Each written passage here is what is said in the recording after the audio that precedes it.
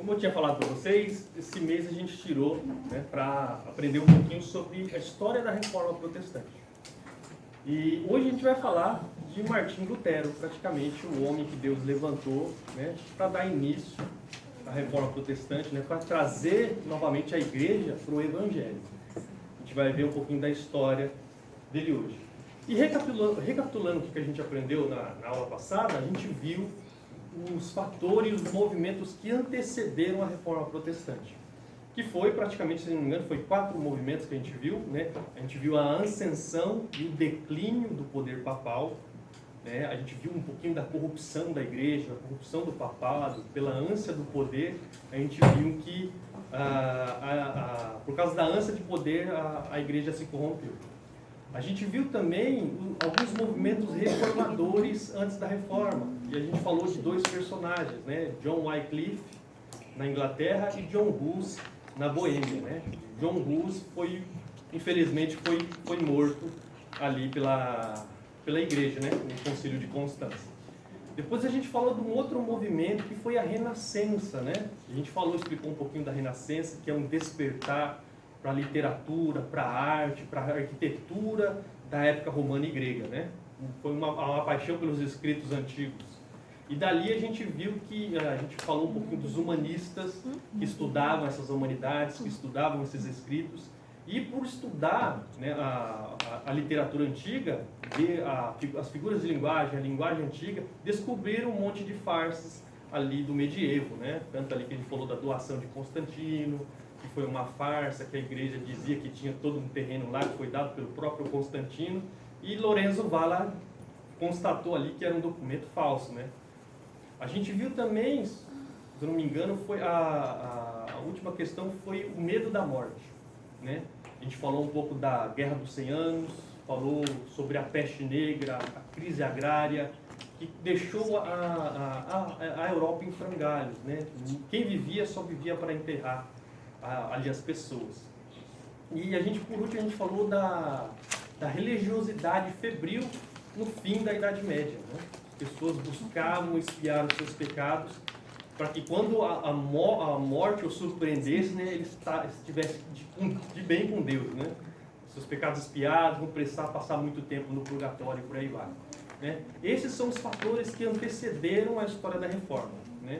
E como eu falei para vocês, esses fatores influenciaram o início da Reforma. E hoje, para falar da Reforma, a gente vai falar de Martim Lutero. Basicamente, onde se inicia a Reforma Protestante, né? Através da vida, a gente estudando a vida dele, a gente vê que ele é o personagem central que Deus levantou para dar início, né? Para trazer novamente a igreja para a Escritura, e uma coisa maravilhosa que a gente vai ver, o redescobrimento do Evangelho, né? A gente vai falar um pouquinho disso hoje, certo? Então, aí já tem a fotinha aí do homem, Martim Lutero. Ele nasceu em Eisleben, na Alemanha, em 1483, né? Que nem até falei para vocês ali. Eu falei até um pouquinho de Jerônimo Savonarola, né? Quando Savonarola morreu, só que acho que nem cheguei a citar, né? Só citei que ele batia praticamente no Papa, né, de púlpito, né, os Borgia. Quando o Savonarola morre, Lutero já era um adolescente, né? E a gente vai falar um pouquinho da vida dele, né? Os pais de Lutero, Hans e Margareta Luther. O pai de Lutero, ele dirigiu uma mina de prata, ou era de cobre, em Mansfield, né? Ele acabou ali investindo ali, acabou trabalhando nessa mina de prata ou de cobre, agora eu não lembro o que era, e acabou juntando dinheiro para investir no filho. Ele queria que o filho se tornasse um advogado, né? Então a gente vê que Lutero, ele frequenta a Universidade de Erfurt, na Alemanha, de 1501 a 1505. E ali ele já recebe o seu mestrado em artes. Esse mestrado, esse estudo envolvia você estudar o trivium e o quadrivium. Não sei se vocês já estudaram educação clássica. O trivium diz respeito a 3 matérias, que é gramática, lógica e retórica. E o quadrivium, que são 4 artes, que é aritmética, geometria, astronomia e música. Então, se vocês procurarem a editora Trinitas, né, os vídeos da Trinitas, fala bastante de educação clássica. trazendo o que Lutero fazia, né? O que a igreja medieval estudava. E após ele concluir, né, esses estudos, aliás, na verdade, durante esses estudos, Lutero ele sempre sentiu uma angústia na sua vida, porque ele tinha uma preocupação com a sua alma. Ele queria ser justo diante de Deus. Ele queria buscar apaziguar, vamos dizer assim, o seu pecado, para que ele pudesse estar na presença de Deus e Deus não o punisse, né? Então, sempre, desde criança até ali na sua vida ali acadêmica, ali, ele era um homem muito quebrantado, buscando os meios que a igreja oferecia, né? Penitências, reverenciar as relíquias, a oração pelos santos, sempre buscando isso para purgar, para expiar os seus pecados, para ele estar preparado quando ele encontrasse com Deus. E Lutero, depois que ele termina seus estudos, né, e ele vai dar início ao estudo do direito, ele visita seus pais, né, em Mansfield. Depois dele visitar os pais, né, acontece ali um grande evento que sempre falam da vida de Lutero, que quando ele voltou para Erfurt para dar início ou continuar os seus estudos no direito, ele foi surpreendido por uma tempestade, né? Uma chuva de raios ali caiu ali no meio do caminho, e ele, amedrontado com a morte, como eu falei para vocês, o medo da morte estava na consciência daquelas pessoas naquela época, por causa da peste, por causa da guerra, por causa de inúmeros fatores. As pessoas tinham um grande medo da morte. E Lutero não era diferente dessas pessoas, né? Tanto que no meio dessa tempestade ele fez um voto de se tornar-se monge. Clamou a Santa Ana, né? Me salva dessa tempestade que eu me tornarei monge, né? Querendo ou não, a santa, né, cumpriu um pedido que ele fez, e ele posteriormente também cumpriu com o voto que ele fez, entrando no mosteiro agostiniano em Erfurt mesmo. Já tem uma fotinha aqui dele entrando no mosteiro, né? Ele e os monges, e a gente vai ver muito sobre Johann von Staupitz, que é o prior da ordem, que orientou Lutero por boa parte ali da sua vida. E a gente fala de um monge atormentado pelo seu pecado, né? Lutero ele buscava paz, ter paz, vamos dizer assim, consigo mesmo e com Deus. Só que era uma coisa que ele não encontrava. Ele era uma pessoa muito perturbada por causa do seu pecado, porque ele não se via perante Deus no estado em que ele se encontrava. Lembra que eu falei para vocês que um dos primeiros passos que a gente tem que dar, que a gente tem que entender, é a gente entender, ter convicção de pecado, a gente sentir que a gente é pecador, que a gente é miserável. E foi uma das coisas que ocorreu com Lutero. Lutero ele se sentia miserável, ele se sentia pecador. Ele não se via como estar presente na frente de Deus com o seu pecado, porque ele via que Deus era um Deus santo, um Deus justo, que pune os pecadores, né? Que usa de justiça. E interessante que a vida dele no mosteiro era um ativismo febril, né? Ele se confessava várias vezes com o confessor dele, né? Às vezes ele ia lá no meio da noite, né? Lembrava de um pecado que ele tinha cometido, ia lá para o confessor, acordava ele lá, eu lembrei de mais um pecado, ia embora para a cela, né? O confessor dele espiava ali, né? Como é que fala? Eu esqueci o nome da palavra. Dava absolvição, né, dos pecados dele, ele voltava para a cela, ele lembrava de outro pecado e voltava. E o confessor dele ficava mordido de raiva. Tanto uma vez que ele falou: Lutero, faz o seguinte, faz uma coisa má de verdade, como matar o seu pai, por exemplo, né? E vem aqui e confessa. Não vem com esses pecadinhos para mim, não. Né? Tanto que você vê como ele era perturbado, né? Às vezes o confessor perdoava por atacado, assim, ó, você está perdoado o resto da semana, né, para ele ter paz, porque ele não tinha paz. Ele fazia demasiados jejuns, vigílias, né? Chicoteava as costas e tal. E várias vezes os monges ali, companheiros deles, tinham que arrombar a cela, né, que é o quarto do monge, arrombar a cela porque ele estava desmaiado lá. Por causa da fraqueza, por demasiados jejuns, por demasiadas vigílias, né, e tal. Ele acabava desmaiando lá, né, por fraqueza. Os monges tinham que ajudar ele. Então, ele não tinha paz, gente. Interessante ver assim nessa parte na vida de Lutero. E Stephen Nichols, no seu livro Além das 95 Teses, ele fala assim, ó, anos mais tarde, Lutero refletiu sobre sua vida de monge. Diz ele, ó, eu fui monge por 20 anos. Eu me torturava com orações, jejuns, guardando vigílias e congelando-me. Só o frio já era suficiente para me matar. E infligia sobre mim tanta dor que jamais faria isso de novo, mesmo que conseguisse. Na verdade, Lutero cumpria seus deveres com tamanho rigor que exclamou: se algum monge chegasse ao céu simplesmente por ser monge, eu deveria tê-lo alcançado. Todos os meus companheiros do monastério me conheciam e podiam testificar isso. E ele concluiu suas lembranças observando: se tivesse durado mais um pouco, eu teria me matado de vigílias, orações, leituras e outros labores. Mas ainda não havia solução para suas crises espirituais. Olha só, mesmo diante de todas essas façanhas dele, essas obras, buscando apaziguar, espiar o seu pecado, ele ainda não encontrava paz. Aí a gente fala aqui do prior da ordem, né? O vigário-geral da ordem dos agostinianos, Johann von Staupitz. Ele era vigário da ordem geral, da ordem agostiniana da Alemanha. Aí o que aconteceu? Os relatos, né, das lutas lendárias de Lutero no monastério acabaram chegando aos ouvidos de Staupitz, que se interessou pelo sincero e intenso jovem monge. Staupitz já estava se afastando de algumas ênfases do catolicismo romano medieval e nutriu o interesse de Lutero pela leitura direta de Agostinho. Staupitz também estava profundamente preocupado com Lutero, que se via em meio às suas lutas espirituais.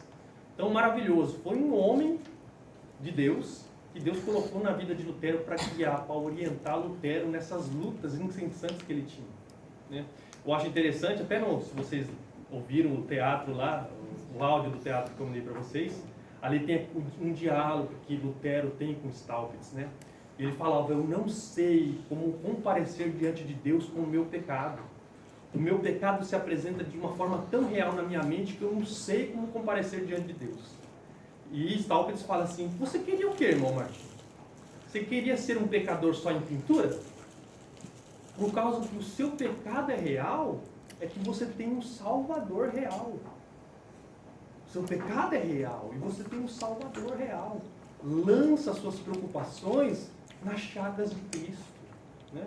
Lança suas preocupações, sua confiança nos feitos dele, só dele. E através dessas conversas com Lutero, né, e isso foi trazendo um pouco mais de ternura, de, sabe, ver a visão de Cristo na vida, assim, como a obra de Cristo na vida dele, assim, para apaziguar esses demônios que o afligiam.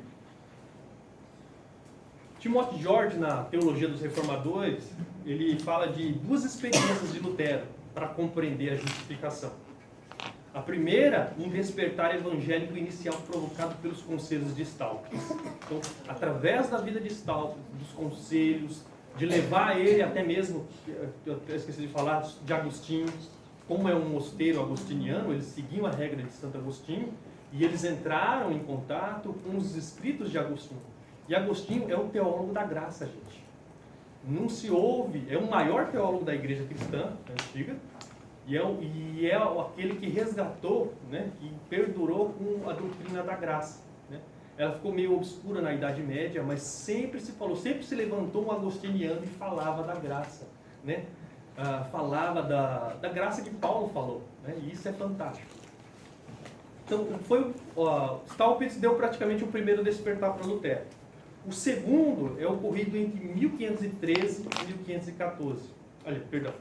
A segunda é uma descoberta teológica que levou a um entendimento da justificação clara e diferente, datando por volta de 1518 a 1519. Foi quando Lutero ele teve a experiência, ele entendeu Romanos 1,17, como a gente leu aqui no início. Ele entendeu sobre a justiça de Deus, que ela é revelada no Evangelho, mas não é a justiça que Deus requer, mas é a justiça que Deus dá mediante as obras de Cristo. Então, praticamente essas duas experiências. Staupitz havia dirigido Lutero às feridas do Dulcíssimo Salvador, como uma saída para o seu desespero. Dessa maneira, seu confessor e superior da ordem agostiniana tornou-se verdadeiramente seu pai em Deus. Aí Lutero fala, se eu não elogiasse Staupitz, seria um asno condenável, ingrato, papista, porque ele me trouxe a luz em Cristo. Se Staupitz não me tivesse ajudado, eu teria sido tragado e largado no inferno. Staupitz plantou a semente, ou conforme disse Lutero, iniciou a doutrina. Mas muita germinação e muito crescimento foram necessários antes que a doutrina assumisse sua forma definitiva. Ele está falando aqui da justificação pela fé. Staupitz, vendo ali, né, a luta de Lutero, o que ele fez? Falou, você vai estudar a Bíblia. Você vai aprender Bíblia para você dar aula de Bíblia, para apaziguar esses seus labores, essas suas lutas, né, espirituais. Então, Staupitz enviou Lutero para estudos bíblicos. E em 1509 ele recebeu o bacharel em Bíblia e ele começou a lecionar lá em Erfurt. Só que os seus estudos acadêmicos, né, não atenuaram as suas lutas. Ele ainda continuava com aquelas mesmas lutas, mesmo conhecendo um pouquinho da Bíblia, mesmo fazendo o trabalho, ali, pregando, fazendo as coisas, mesmo assim ele ainda tinha lutas. E em 1510 Staupitz envia ele a Roma. Aí que ele já começa a duvidar das coisas. Né? Steve Lawson, no A Heróica Ousadia de Martinho Lutero, ele fala assim, ó, num esforço para minorar o fardo de Lutero, em 1510 Staupitz o enviou em viagem oficial a Roma. Lutero esperava encontrar a paz ao visitar os lugares sagrados e venerar supostas relíquias da cristandade. Mas em vez disso, descobriu os abusos grosseiros e as hipocrisias mascaradas dos sacerdotes. Ficou desiludido com a corrupção da igreja romana e desencantou-se das peregrinações para adorar as relíquias religiosas. Esses objetos incluíram a corda com a qual supostamente Judas se enforcou, um pedaço reputado da sarça ardente de Moisés e as alegadas correntes do apóstolo Paulo. Então, lá em Roma tinha inúmeras relíquias. E a igreja falava, se você venerar essas relíquias, você vai encurtar o tempo no purgatório. Então, na Cidade Santa tinha inúmeras e tal. Só que quando ele chega lá, ele chegou na Cidade Santa, né? Ele falou assim, a Jerusalém na terra. Mas quando ele chega lá, ele tem uma desilusão. Lembra que a gente falou sobre Rodrigo Alexandre VI, Rodrigo Borgia, o pior papa que já pisou na terra? Praticamente a gente viu a corrupção, um pouquinho da corrupção, a gente falou, da Igreja Católica na época. Se vocês lembrarem da frase de Wycliffe, né? Ele chamou lá de tantas coisas lá, mandou seus impropérios para a igreja, porque eles eram muito corruptos. E Lutero pensava que ele ia encontrar um pedacinho do céu na terra quando chegasse em Roma. Só que não foi o que ocorreu.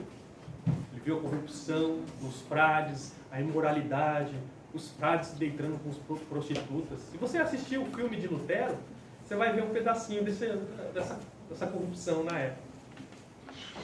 Lawson continua. Pior era afirmar... eu acho que eu escrevi errado.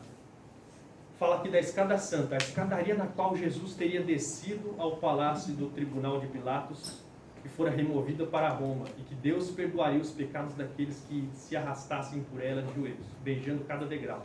Lutero respeitosamente subiu a escadaria de forma aprovada, mas quando chegou lá em cima, exclamou desesperadamente. Aqui, tinha uma relíquia, vamos dizer assim, lá em Roma, que era a escada santa, que era a escada que Jesus subiu, né, para o julgamento lá com Pilatos. Falou que o imperador Constantino, se não me engano foi ele, trouxe essa escada para Roma e deu de presente para a mãe dele, Helena. Aí a igreja falou que qualquer um que subisse aquela escada, pagasse uma indulgência, né, subisse aquela escada de joelho, falando ali o Pai Nosso ali, ia receber uma indulgência plena ali, ia tirar pessoas do purgatório, né? Aí Lutero vai lá e, se eu não me engano, acho que é o tio dele. Deixa eu ver. A frase que ele fala, ó. Em Roma, eu quis livrar meu avô do purgatório e subi a escadaria rezando um paternoster, ou um Pai Nosso, né? Em cada degrau, pois estava convencido de que se orasse assim, poderia livrar e redimir a alma dele. Mas quando cheguei ao último degrau, o pensamento me vinha, quem sabe se isso é verdade? Vai ter uma fotinha aqui do filme, né, Lutero subindo. Ali ele já olhando em volta, vendo aquelas pessoas, aquela religiosidade e tal. Chegando lá em cima, o céu não se abriu para ele. Ele começou a questionar. Sabe por que ele começou a questionar? Por causa dos estudos que ele estava fazendo já, né, da Bíblia. A viagem a Roma não aquietou a tempestade que agitava a alma de Lutero. Certa ocasião, após seu retorno, Lutero se encontrou com Staupitz no jardim do claustro de Wittenberg. Staupitz, ele não conseguiu entender por que Lutero não compreendia o amor de Deus por ele. Aí Lutero falou: amar a Deus? Retrucou Lutero: não posso amar a Deus, eu o odeio. Aí ele já colocou uma outra coisa, a questão de ter blasfemado, né? Porque ele sabia que Deus era justo, ele sabia que Deus era santo. Para ele, Deus ele nos mancha com o pecado e nos manda para o inferno por causa do nosso pecado. Essa era a visão medieval que ele tinha, né? Que Deus ele nos mancha por causa do pecado original, por causa do nosso próprio pecado. E a única coisa que Deus faz conosco é mandar a gente para o inferno por causa do nosso pecado. Por isso que ele falou: eu odeio a Deus. Tanto que ele até falava assim que ele, olha, eu não queria ter nascido. Não queria ter nascido ser humano, por causa desse peso que nos pesa. Olha só como é que ele era atormentado. Dá para ver, irmão? Lutero buscava os meios usuais da igreja para obter méritos, mas olhava para seus membros e só enxergava o quê? Pecado. Tanto que ele teve um colapso na primeira missa que ele foi oficiar. Ele foi levantar a hóstia, né? Quando ele vai dizer, este é meu corpo, né? Em latim, ele tem um colapso, ele não consegue prosseguir. Porque eles, na visão da transubstanciação, você está segurando o corpo de Cristo. Ele falou: não sei como estar na presença de Deus, segurando o corpo de Cristo, assim, ele não conseguiu levar aquilo para frente. Porque a mente dele o acusava, né? Falava do pecado, como ele era pecador. No livro de R.C. Sproul, Stephen Nichols, O Legado de Lutero, ele diz assim, ó: somos pecadores e Deus é santo. Lutero via isso com muita clareza. Ele era inteiramente pecador e sabia que essa era a verdade. Deus é santo e justo em tudo que é, o que Lutero também sabia ser verdade. Um pecador jamais poderia agradar a Deus, um Deus santo. Lutero escreve acrescentando um colorido como só ele consegue fazer. Lutero diz: por essa razão é pura insanidade afirmar que o homem, por seu próprio poder, consegue amar a Deus sobre todas as coisas e realizar as obras da lei de acordo com a substância do alto, ainda que não esteja de acordo com os intentos daquele que proferiu o mandamento, por não se encontrar em estado de graça. Aí ele fala: honestos, ó teólogos porcos. Nem mesmo o monge mais assíduo de todos os tempos poderia fazer qualquer coisa que agradasse a Deus. O reconhecimento disso levou Lutero a dizer o seguinte: eu não amava, eu odiava o Deus justo que castiga os pecadores e secretamente, se não de modo blasfemo, com certeza murmurava muito, pois eu estava zangado com Deus e dizia: não basta que os miseráveis pecadores eternamente perdidos pelo pecado original sejam esmagados por toda a espécie de calamidades pela lei do decálogo, né, dos 10 mandamentos, sem que Deus acrescentasse dor a dor pelo Evangelho e também pelo Evangelho nos ameaçasse com a sua justiça e ira. Assim eu me enfurecia com uma consciência feroz e perturbada. Olha só. O que Staupitz faz, né? Staupitz envia Lutero a Wittenberg para se tornar doutor em teologia. Vamos tentar acalmar mais esse menino aí. Vou fazer ele virar um doutor em Bíblia, conhecer de fato profundamente teologia, para ver se ele aquieta essas perturbações que ele tem. Então, Lutero é enviado a Wittenberg para se tornar doutor em teologia. Ele recebe o doutorado em 1512. Aí de 1513 a 1517, ele começa a lecionar, ele começa a ensinar. Olha só os livros que ele começou a ensinar: Salmos, Romanos, Gálatas e Hebreus. Se você já leu esses livros, você vê como é central a questão da justificação pela fé e a pessoa de Cristo. Então, praticamente ali ele foi para o rumo certo, né? Aí, nessa época, ele já está usando o Novo Testamento crítico de Erasmo. Vocês lembram de Erasmo de Roterdã? Que ele, por estudar o grego, ele fez um texto crítico do Novo Testamento. Lá, e a gente até falou que lá, no arrepender está penitenciado, lá no Ave Maria não é cheia de graça, mas é agraciada. ali foi descoberto, ele já está usando esse material de Erasmo. E isso já mudou um pouquinho a mente dele. Olha só o que ele diz, né? Posteriormente ele diz, ó, no transcorrer desses estudos, o papado soltou-se de mim.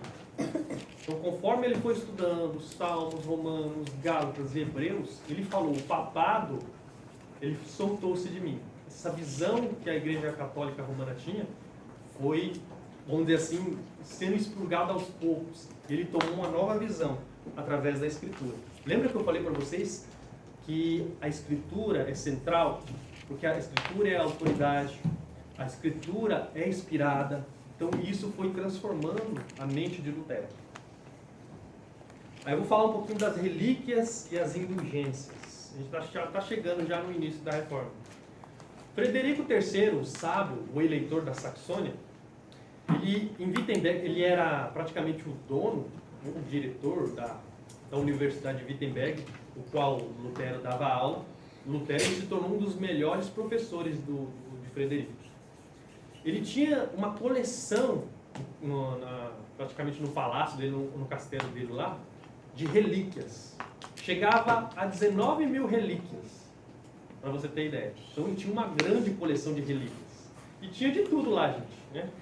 Falando que tinha até um pouco do leite da Virgem Maria, né? Estava azedo, mas estava lá, né? Tinha trocentas coisas. Tanto que alguns reformadores posteriormente, eles até brincam, assim, ó. Tinha tanto pedaço da cruz que dava para fazer umas 100 e poucas cruzes, desses pedacinhos que o pessoal falava que tinha, né, como relíquia. E lembra, as relíquias, quem as venerasse, encurtava seu tempo no purgatório. Então todo mundo queria venerar as relíquias, né? Em seu acervo tinha um galho da sarça de Moisés, feno da manjedoura e o leite da Virgem Maria, né? As pessoas pagavam para venerar as relíquias a fim de encurtarem seu tempo no purgatório. E também as indulgências, né, que é um dos temas centrais da reforma. Leão X, o Papa, né, queria recursos para financiar a Catedral de São Pedro, né? Antigamente o pessoal ficava ali na São João de Latrão, né? E depois que foi construída a Basílica de São Pedro, eles se mudaram para lá. Você chegou aí, tanto na Basílica aqui, como a de São João de Latrão? Só na Basílica de São Pedro? Como é que é o edifício lá? É pomposo? É pomposo? Aí imagina, né? Aí vocês veem o dinheiro que foi arrecadado com venda de indulgências e outras coisas para construir essa catedral aqui, né? O que o Papa faz? Aí, ó, você tem que levar as crianças lá agora. O Papa, ele confia a Alberto de Brandeburgo a publicação da venda de indulgências na Saxônia e em Brandeburgo. Alberto, ele recruta pregadores para vender essas indulgências. A igreja, gente, ela dizia que os méritos de Cristo e dos santos estavam acumulados num cofre celestial. E tudo que Cristo fez, que os santos fizeram, acumularam mérito. E a igreja, ela detinha o acesso a esses méritos e ela podia dar a quem quiser. Só que o que ela fez? Ela vendia, né? Olha só, isso dá dinheiro, né? Vocês querem um pouquinho dos méritos de Cristo, dos santos? A igreja vai lá e vende, né? Não tem problema, né? Então, a igreja vendia perdão. E a gente tem aqui um dos principais pregadores e vendedores de indulgência. Você já ouviu falar de João Tetzel, né? João Tetzel. Ele usava a persuasão para que o povo comprasse as indulgências. Ele dizia lá, né? Eu ouvi vozes do cemitério, só que eu não sei quem é, né? Talvez seja seu pai, seu filho, algum parente seu que morreu. Ele não disse quem é, né? Mas pode ser algum do seu parente. Então, você pode tirar eles do purgatório. A gente vai falar um pouquinho como ele fazia. Ó. E ele tem um jingle, né? Da reforma, né? Quando a moeda no cofre tilintar, a alma do purgatório que irá saltar. Então, ele tinha um jingle que pegou mesmo na época. Aqui vocês podem ver uma indulgência.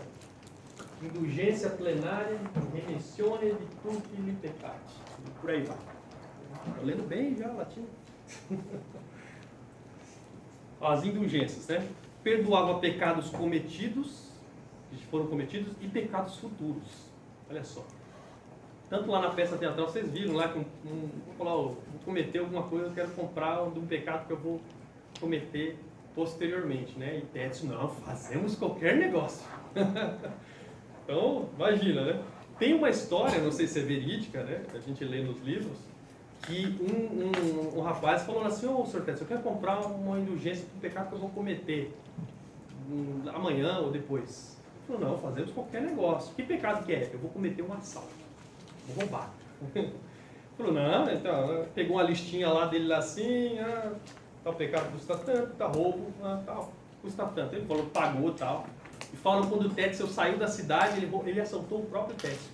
Pegou todo o dinheiro dele. Falei, esperto, né? Eu falei, isso aí foi esperto. Ai, da hora. O Bíblia te explica depois, você faz explica depois.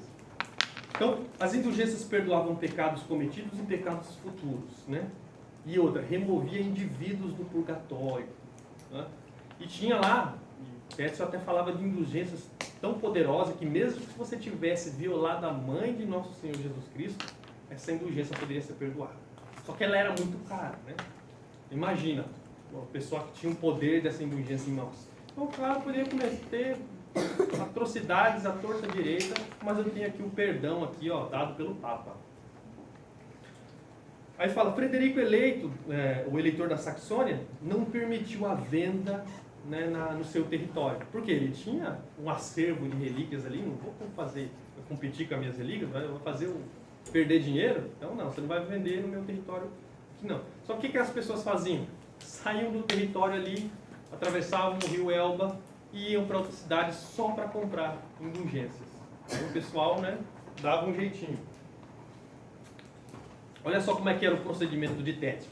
Técio entrava na cidade acompanhado por uma fanfarra de trombetas e tambores e por uma procissão completa, empunhando bandeiras e símbolos do papado. Depois de um sermão vívido na praça central sobre os terrores do inferno, Técio prosseguia à maior igreja da cidade e pregava um sermão igualmente vívido, não apenas sobre o purgatório e o sofrimento de parentes e amados já mortos, mas também sobre as dores que aguardavam os ouvintes. A duração desse sofrimento no purgatório dependia da compaixão dos vivos, demonstrada em relação aos mortos, não apenas dos pecados do falecido. Aí o que ele falava, né? Não escuta a voz de pais e outros conhecidos mortos clamando e dizendo: misericórdia, misericórdia, pois a mão de Deus me feriu. Temos sofrido punição e dor severas, das quais podereis nos resgatar com apenas algumas esmolas, se quisesses. Aí ele falava: abri vossos ouvidos, o pai está clamando pelo filho e a mãe pela filha. Então ele persuadiu o povo, e o povo no final do culto lá, da missa, estava lá já, não, a moedinha que me dê a indulgência. Então, para você ver, as indulgências davam muito dinheiro a Roma. Depois do próximo sermão retratando o céu, o público já estava suficientemente preparado, ávido a comprar indulgências. Havia sempre uma opção para todos. Técio tinha uma escala fragmentada de valores, dependendo das condições financeiras de cada indivíduo. Então, como eu falei, o Frederico, eleitor da Saxônia, ele não permitiu que as pessoas comprassem, Técio viesse para o seu território. Só que mesmo assim as pessoas viajavam a outra cidade só para comprar indulgência. Quando elas voltavam para a paróquia de Lutero, diziam que não precisava mais do que se arrepender, não precisava mais fazer confissão, não precisava mais fazer penitências, nem ir à missa. Imagina o padre Lutero como ficou, né? Ficou doido. Como assim? Se você não se arrepender, eu não posso te absolver. Você não é perdoado, isso daí não vale nada e tal, né? Foi nesse contexto que Lutero vai lá e ele publica as 95 teses, né? No dia 31 de outubro, em 1517, é publicado as 95 teses. Segundo a tradição, e está até escrito, né? Disputatio pro declaratione virtutis indulgentiae. A tradição clássica fala que Lutero ele pregou as teses na porta da catedral de Wittenberg, da igreja. Por quê? Então, segundo a tradição, Lutero teria fixado as teses na porta da Catedral de Wittenberg.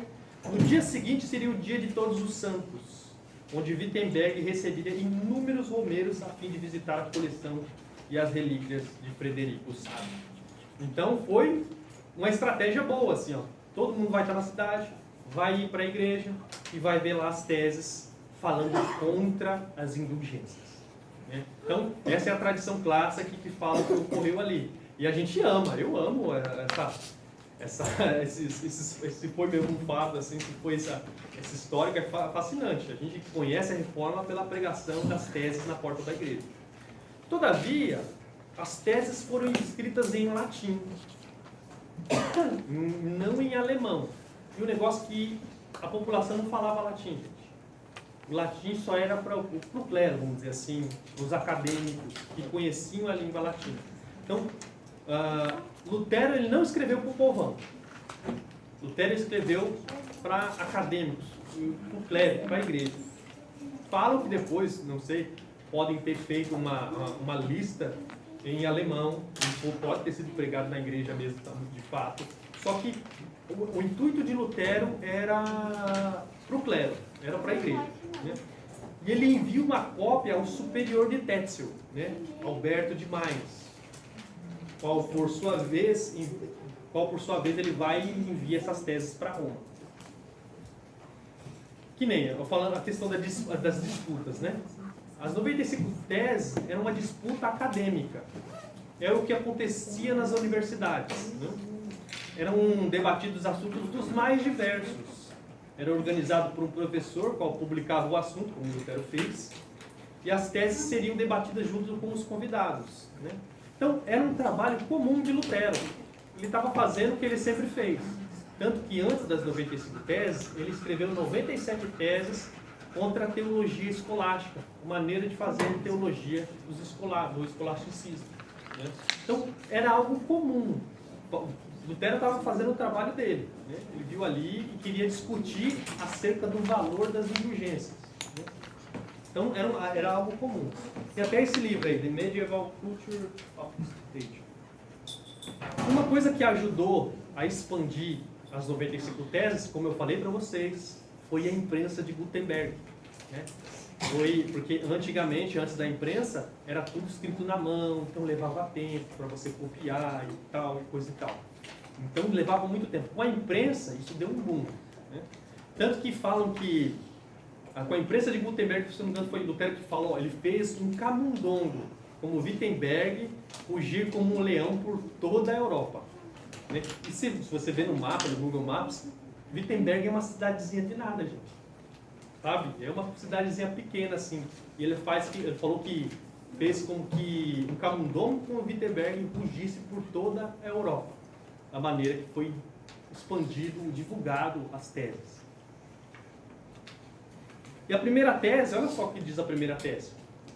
Quando nosso Senhor e Mestre Jesus Cristo diz, arrependei-vos, Mateus 4,17, ele quer que toda a vida dos que creem seja arrependimento. Não, se eu escrevi errado, né? Seja arrependimento. Então, aí ele fala, lembra que ele está usando o Novo Testamento crítico de Erasmo?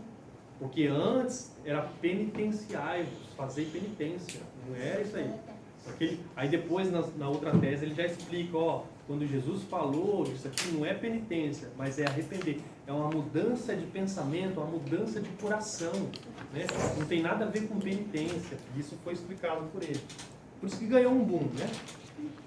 O próximo fato histórico da vida de Lutero foi, se não me engano, 6 a 8 meses depois que ele publicou as teses, que foi o debate de Heidelberg, em 1518. Onde ali ele se contrapôs à teologia medieval. Lembra que eu falei para vocês da teologia da glória? Que os teólogos escolásticos, ou a teologia medieval, queria construir uma escada para chegar até Deus, mediante a lógica, né, os raciocínios, mediante as boas obras e mediante o misticismo. Aí, nesse debate, Lutero ele se contrapôs a essa teologia, né? É a teologia da cruz em contraponto à teologia da glória desses teólogos medievais antigos, né? E ali ele fala que o único caminho, o único meio é o Senhor Jesus Cristo. A gente vai abordar, eu vou falar um pouquinho mais do debate de Heidelberg, não vou falar muito agora, quando a gente falar de solos cristos. Aí a gente vai entrar nesse debate que é fantástico. Tem um livrinho do Franklin Ferreira, tem até mesmo uma palestra que ele deu sobre a teologia da cruz de Lutero. Se vocês puderem acessar depois, é maravilhosa, é fantástico. E a gente vai falar posteriormente. Então, nesse debate, Lutero, ele influenciou muita gente. E um dos que ele influenciou foi Martin Butzer. Martin Butzer, ele foi influenciado por Lutero através desse debate. O que aconteceu?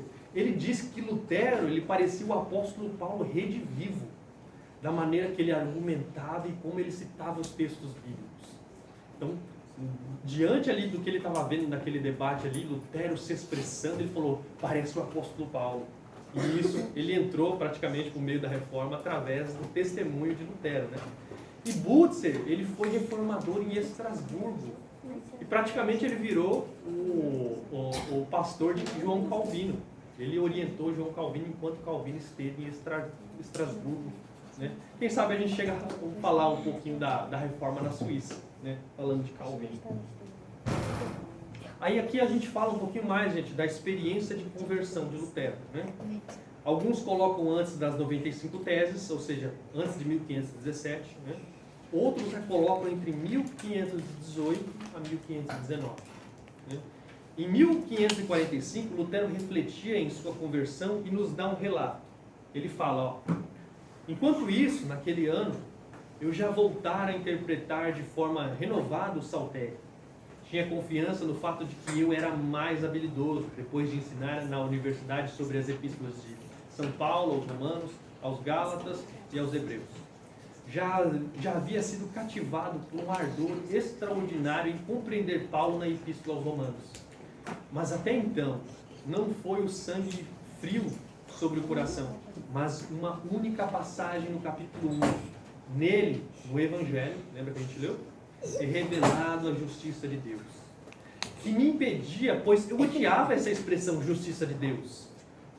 Que conforme o uso e o costume de todos os professores, né, que já interpretavam aquele texto assim, eu havia sido ensinado a compreender filosoficamente quanto à justiça formal ou ativa, como a chamam, com que Deus é justo e castiga o injusto pecador. Assim, ainda que eu vivesse como um monge irrepreensível, sentia que era pecador diante de Deus, com uma consciência extremamente perturbada. Não conseguia acreditar que ele fosse aplacado por minhas satisfações, ou seja, por minhas obras. Eu não amava, eu odiava o Deus justo que pune os pecadores e secretamente, se não de modo blasfemo, com certeza murmurando muito, eu estava zangado com Deus e disse, como se não bastasse que os pecadores miseráveis, eternamente perdidos pelo pecado original, sejam esmagados por todo tipo de calamidades pela lei do decálogo, sem que Deus acrescentasse. Oi?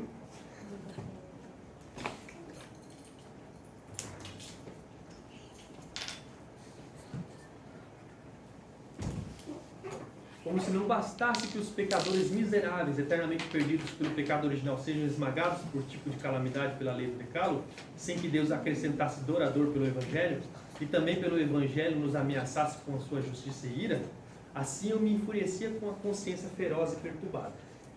No entanto, olha só agora, bati e importunei Paulo nesse aspecto, ardentemente desejoso de saber o que São Paulo queria. Finalmente, pela misericórdia de Deus, meditando dia e noite, atendi ao contexto das palavras, ou seja, nele, no Evangelho, a justiça de Deus é revelada, conforme está escrito, aquele que pela fé é justo e pela fé viverá. Nesse ponto, comecei a entender que a justiça de Deus é aquela pela qual o justo vive por dom de Deus, ou seja, pela fé. A justiça de Deus é revelada pelo Evangelho, ou seja, a justiça passiva com que um Deus de misericórdia nos justifica pela fé, conforme está escrito. Aquele que pela fé é justificado viverá. Nesse momento, senti ter nascido de novo e entrado no paraíso por portas abertas. Nesse ponto, uma faceta totalmente nova de toda a Escritura se abriu para mim. Logo após, rememorei a Escritura. também encontrei em outros termos uma analogia como a obra de Deus, ou seja, o que Deus faz em nós, o poder de Deus, que nos torna sábios, a força de Deus, a salvação de Deus, a glória de Deus. E exaltei com minhas mais doces palavras e um amor tão grande quanto o ódio que eu havia nutrido contra a expressão da justiça de Deus. Isso para mim foi verdadeiramente o portal do paraíso. Então, quando ele descobriu, né, o Evangelho, vamos dizer assim, para ele foi um renovo. Da mesma forma que ele odiava a justiça de Deus, essa palavra, ele passou a amar de uma maneira indizível. Porque ele entendeu que a justiça não é o que Deus requer, é a justiça que Deus dá. Lembra que a gente tem falado muito do Evangelho? Que através de Jesus, a graça nos alcança, nos justifica, nos coloca um novo status para com Deus, perdoa nossos pecados, o que propicia, aplaca a ira de Deus. Tudo isso é mediante Jesus Cristo. E Lutero entendeu, quando ele leu, persistiu nesse texto de Romanos 1,17. Ele viu o justo, ele vai viver pela fé. No Evangelho é mostrado como Deus nos justifica, sem deixar de ser justo. É uma coisa que a gente sempre tem falado. Por isso que ele fala, para mim foi como os portões do paraíso se abrirem. Isso aí foi um novo renovo. Aí ele falou que rememorou toda a Bíblia, viu, e viu novas analogias. Por quê? Ele fez uma releitura, gente. Através desse novo descobrimento, ele fez uma releitura de toda a Escritura. Toda essa Escritura parece que se abriu diante dele. Isso é fantástico, quando a gente redescobre, ou a gente descobre o Evangelho. Ontem eu estava falando com a irmã Ana, né? Ela falou assim, irmão, eu não sei como eu passei tantos anos na cegueira, como podia. Mas quando eu comecei a ouvir o irmão, né, o que o irmão trazia, falava, nossa, parece que eu despertei.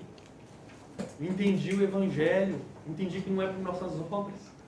Irmã, falei, graças a Deus, irmã. Ela até falou, continua nisso aí, irmã, continua pregando pra gente, falando do Evangelho pra gente, para que mais pessoas se despertem. É uma coisa que nós temos que fazer também. Lutero fez isso, quando ele descobriu, ele queria manifestar isso. E o que ele fez chegou até nós. Né? E começa aqui os debates com Roma. Lutero começa a debater com a igreja, vamos dizer assim. O primeiro debate, praticamente, não, na verdade não é o primeiro, né? Tem o debate de Heidelberg que aconteceu, e agora o debate com o cardeal Cajetano, ou Caetano, em Augsburgo, em outubro de 1518. Tratava-se de fato mais de uma inquisição do que um debate, e a reunião teve pouco sucesso, as duas partes falavam além do outro. Então, o cardeal Caetano, ele queria que Lutero se retratasse daquilo que ele escreveu, né, daquilo que ele fez, porque ele atacou praticamente as indulgências que a igreja falava que era correta. Então, ele queria que ele se retratasse. Só que Lutero começou, porque a mente de Lutero, como ele estava estudando a Bíblia, ela estava vendo que a autoridade não reside na tradição da igreja, mas reside na Escritura. Aí ele já começou ali a desenvolver isso aí, né? Lutero enfatizou a autoridade da Escritura e a salvação pela fé.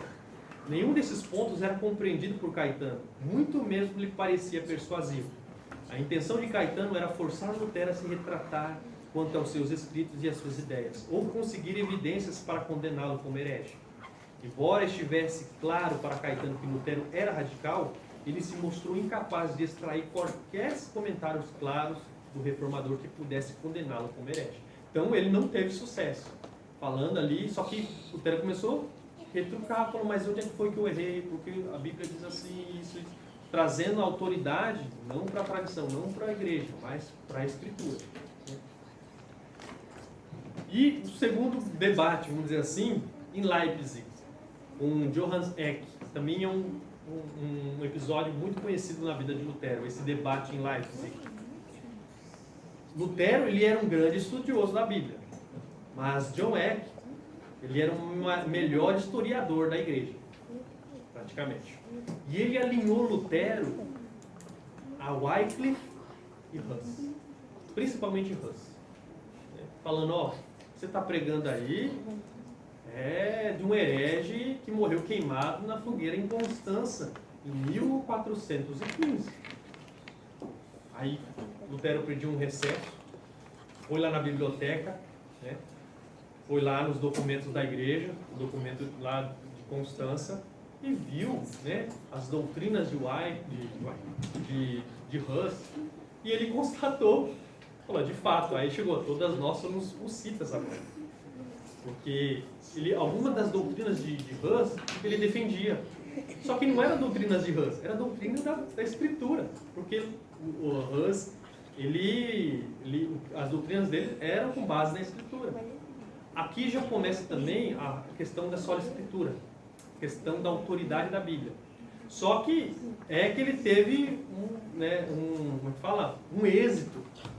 Por ele aliar Lutero a Hus, e Hus é um herético, foi queimado, né, automaticamente você está no mesmo patamar. Então você tem que ser excomungado e você tem que ser morto na fogueira. Essa foi, né, o intento que ele conseguiu com êxito, fazer com que Lutero se alinhasse ao Wycliffe e a Hus, né, para de fato excomungar Lutero. Né? Nesse meio, em 1520, já um ano depois, Lutero ele escreve 3 tratados, gente. Eu não sei se vai dar tempo de falar dos 3. A nobreza cristã da nação alemã, do cativeiro babilônico da igreja e a liberdade do cristão. 3 tratados em 1520. O primeiro, a nobreza cristã da nação alemã. Esse escrito visa, se você ler, ele visa derrubar 3 muros, 3 paredes que a igreja romana colocou em volta de si. A primeira, a distinção entre o clero e os leigos, né? Ou seja, é aquela questão, não sei se vocês já ouviram, sagrado e profano, né? Então, tudo que você envolve a igreja sagrado, né? sua função secular, né? É profano. Então, ele visava com esse escrito derrubar esse muro que a igreja impôs. A segunda reivindicação de que somente o Papa seria capaz de interpretar de forma correta a Escritura para a igreja. Ou seja, quem detinha a interpretação da Escritura só era o Papa, só era o magistério. Então o Papa estava certo. E o terceiro, se essa parede cai, o terceiro cai também, que é a infabilidade papal. Então Lutero ele atraca esses 3 muros, essas 3 paredes que Roma tinha colocado em volta de si para se proteger, né, de inúmeras coisas de fora. Como, lembra que eu falei dos concílios? O concílio lá queria limitar o papado e o Papa foi lá e colocou limites. Não, esse negócio de concílio é herético, a gente não quer ser regido por concílios, o Papa tem poder supremo. Então, vem daí também. Não sei se vai dar para falar, porque tem muita coisa ainda. Depois, se vocês quiserem um slide.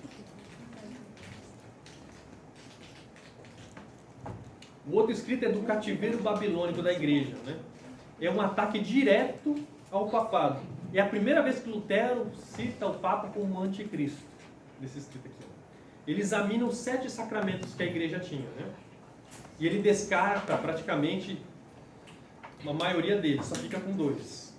A Eucaristia e o batismo. Né? A Eucaristia, vocês sabem que é a ceia, né?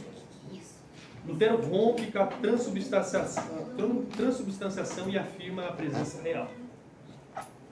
E o outro escrito da liberdade cristã. O tratado desenvolve o conceito de que os cristãos, como filhos de Deus, completamente perdoados, não estão mais obrigados a observar a lei de Deus no Antigo Testamento. Eles servem a Deus e a seus vizinhos livremente e de vontade própria. Lutero também desenvolveu um pouco mais o conceito da justificação pela fé.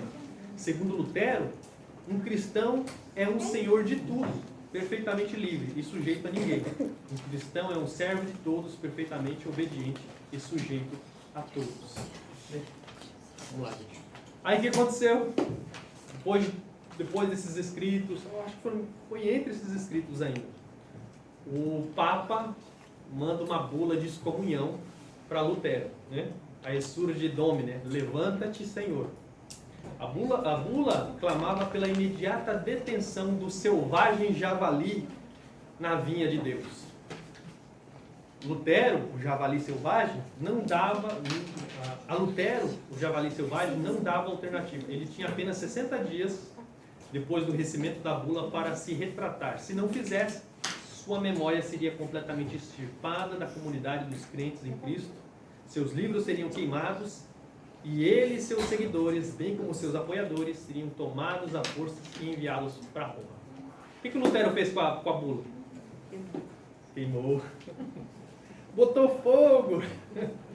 Botou fogo na bula. Falou que, ó, a igreja aí não... Olha, antes de tudo isso ocorrer, Lutero ele só queria reformar coisas que ele via de errado na igreja. Ele não queria começar o protestantismo, gente. Ele era um padre fiel à igreja católica. Só que ele começou a ver, no decorrer do tempo, estudando a Bíblia, como ele falou, o papado soltou-se de mim. Ele viu o grande erro que a igreja estava. E ele queria transformar. Tanto que ele considerava o Papa ainda, não, o Papa está sendo enganado, ele não está sabendo do que está acontecendo aqui na Alemanha. Só que posteriormente ele viu que o Papa também estava junto, tinha essas mesmas intenções. Então ele já não dava praticamente a mínima o que a igreja já estava dizendo, porque a autoridade estava na Escritura, e não na igreja, não no Papa. Então, em 10 de dezembro, Lutero queima a bula em praça pública, juntamente com os volumes do Código de Direito Canônico.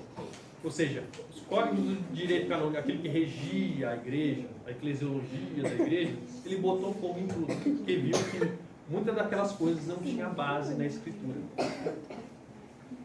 E aqui a gente fala praticamente, quase no último aqui, da dieta de Worms, em 1521.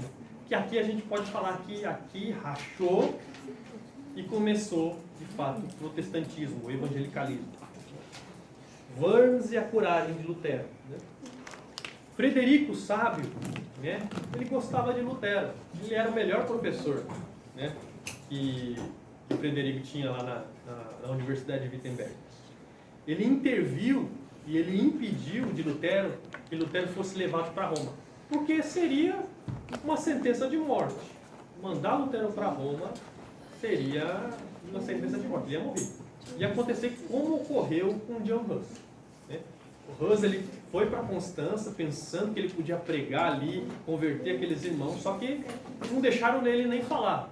Bota fogo nele, você não vai ser tratado? Fogo, fogueira. Então, ia acontecer a mesma coisa com Lutero.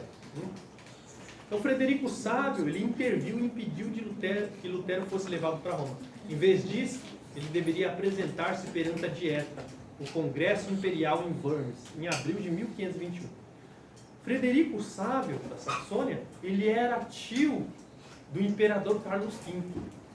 Falam que ele foi lá, conversou com o imperador e falou, ó, se vocês assistirem até o filme de Lutero, tem essa parte, ele fala com o imperador, né, Carlos V, falou, ó, seu avô e tal, falou que nenhum alemão, né, não era Alemanha na época, né, sofreria uma injustiça, teria um julgamento justo e tal. Então ele conseguiu persuadir Carlos V para não deixar Lutero ir para Roma, mas ir para essa dieta imperial, né, esse congresso imperial, em abril de 1521.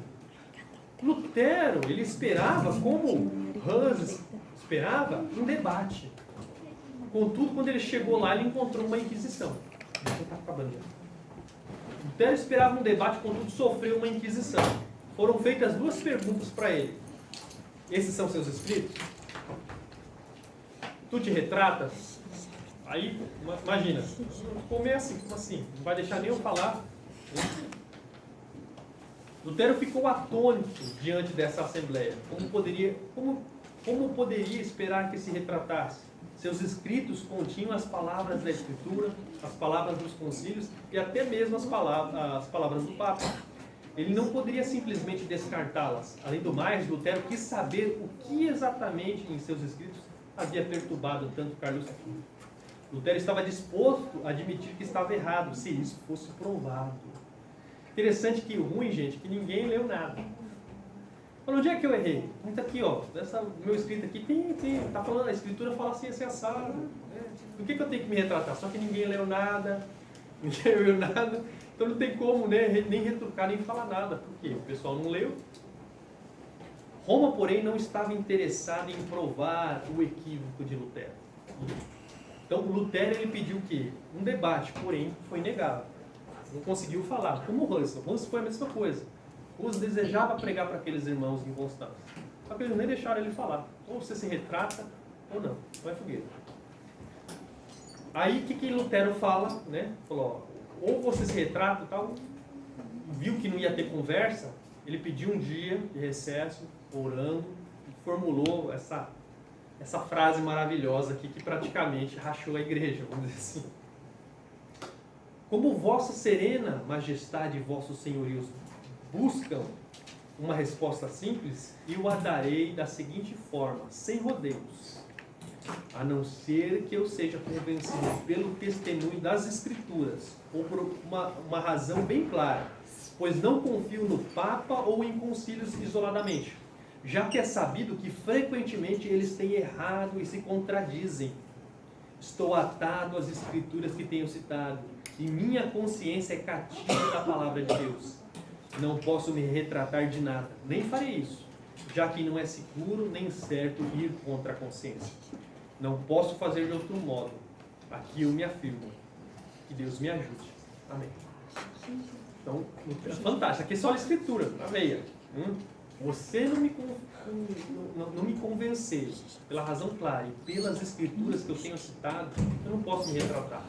Porque não é sábio ir contra a consciência. Por isso que ele falou, eu me afirmo aqui.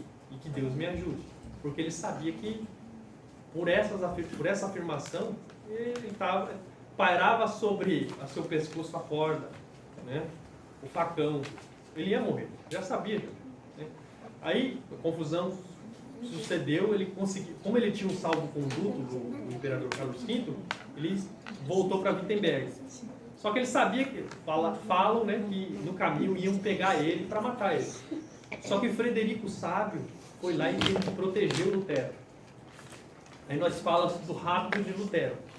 O rápido pelo pessoal de bem, né? Frederico Sábio sabia que Lutero seria morto, então armou um rapto e levou Lutero para o castelo de Wartburg. E Lutero, ele falou que ele ficou no exílio de Pátimo, a referência aqui de João. Né? Ele ficou cerca de 10 meses nesse castelo. Enquanto, praticamente, as pessoas davam curso, davam, né, continuidade à reforma em Wittenberg e em outros locais. O que ele tinha feito, né, fez um reboliço no mundo. Né? Só que como ele pairava sobre ele ainda a morte de um herege, então ele ficou, por enquanto, nesse castelo ali. Ele assumiu um outro nome, como Cavaleiro Jorge. E durante esse tempo que ele ficou no castelo de Wartburg, ele traduziu a Bíblia para o alemão. Então, Lutero, ele trouxe a Bíblia para o povo.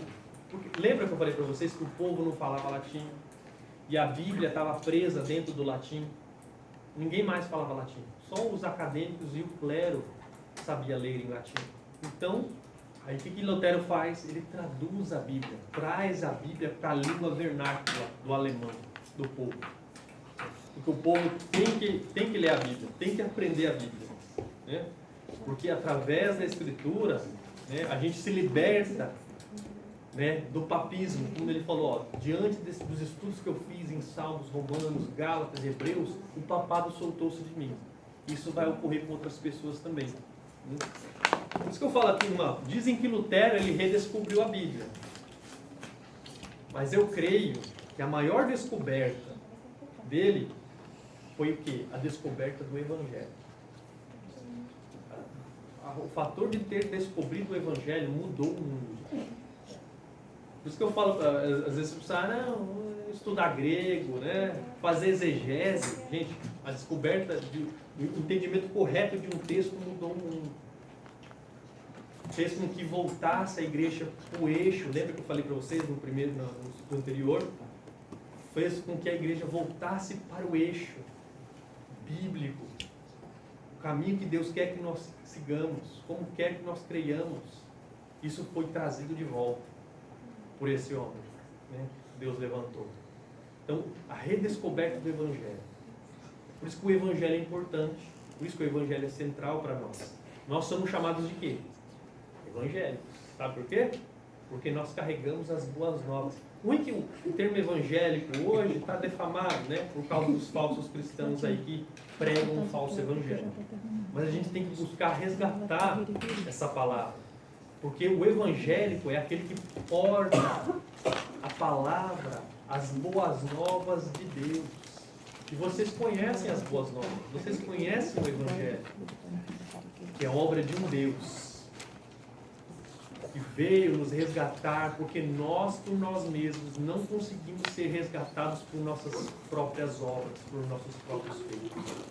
Porque nós estávamos maculados, somos maculados com o pecado. Só que um santo desceu na terra. E esse santo era não somente homem, mas o próprio Deus encarnado. E através da sua obra, ele resgata aqueles que creem nele. Então, essa mensagem mudou o mundo. Colocou o mundo de pernas para o ar. Né? O mundo que estava preso naquela teologia medieval, que não apaziguava, não espiava pecados, não trazia uma mente que glorificava a Deus, mas era uma mente amedrontada, que buscava ser justo diante de Deus por suas próprias obras. O Evangelho veio e mudou isso. Transformou mentes e corações. Como eu falei para vocês, trouxe o coração das pessoas à docilidade e à glória a Deus. Então que a gente possa continuar, como fez Lutero, né? Pregando esse santo evangelho que transforma mentes e corações e glorifica a Deus. Tá certo? Aqui eu coloquei alguns livros aqui para vocês, se vocês quiserem pesquisar um pouquinho mais da vida de Lutero. É a maioria dos livros que eu usei.